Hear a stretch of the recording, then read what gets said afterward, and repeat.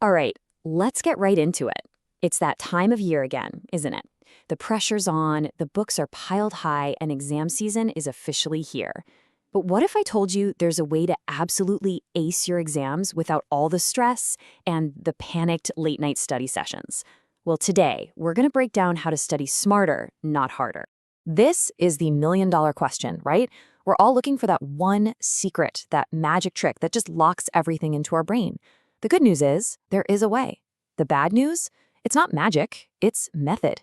And it all starts with ditching the one habit we're all guilty of. Ah yes, cramming, our old, unreliable friend.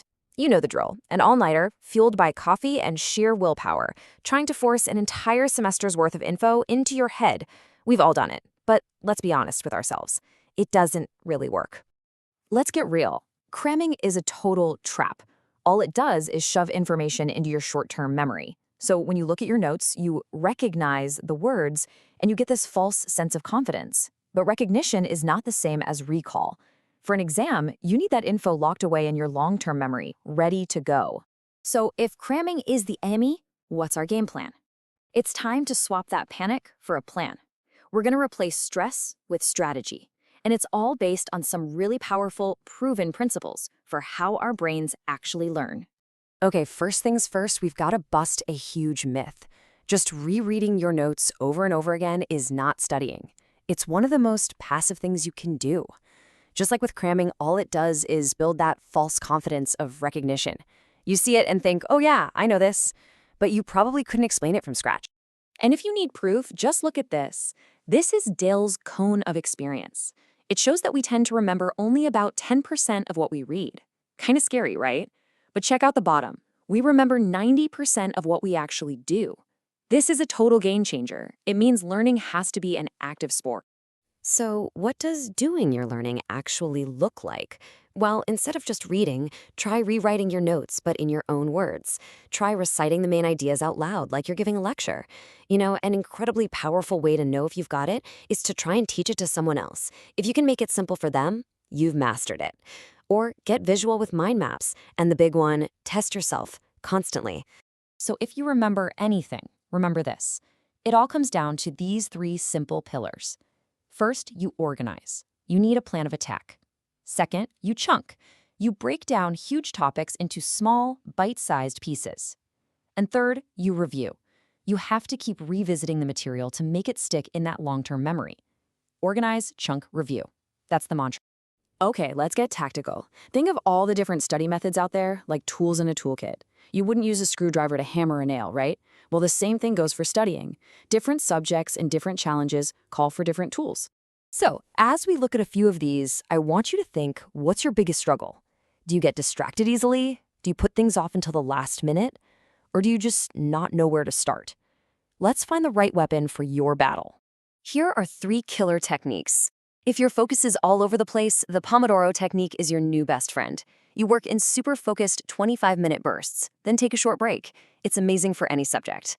Now, if you procrastinate, especially on that one subject you dread, then you need to eat that frog. That means you tackle that hardest task first thing in the morning and get it over with. And for big subjects with tons of topics, try retrospective revision. You basically list everything out and force yourself to study your weakest areas first. Having the right tactics is awesome, but they're useless if you don't have a strategy. So now let's talk about how to build a battle plan that puts you in complete control of your time. Yeah, this site is familiar. Amount of stuff to learn and a blank calendar just staring back at you. It's totally normal to feel completely overwhelmed when you look at this. But don't worry, we're going to take this page of anxiety and turn it into a powerful and honestly stress-free roadmap to success. And boom, here it is. This isn't just about filling in boxes. It's about making decisions once, so your brain doesn't have to waste energy later wondering, what should I do now? By blocking out time for specific subjects, and don't forget to schedule breaks and review sessions, you create a clear, visual guide. You just follow the plan. But what happens when your to-do list is a mile long and everything feels like a top priority? That's where a tool like this comes in. A priority breakdown helps you get out of that panic mode. You can sort tasks by what's due soonest or maybe what's the hardest. It lets you make smart choices instead of just feeling overwhelmed. And this tool right here, this is active learning in action. Instead of just rereading a chapter, you use a sheet like this. You force yourself to recall the main ideas from memory. Then you rate how well you actually understand it. It's like a mini self-test that immediately shows you exactly where you need to focus. Okay, you've organized, you've chunked your material, and you've reviewed it. You've done the training montage. Now it's time to face the final boss, exam day itself. Here's your final checklist for victory. I'm gonna say this loud and clear. Do not pull an all-nighter. It's the worst thing you can do. Your brain actually builds and strengthens memories while you sleep. Sacrificing sleep is literally sacrificing your grade.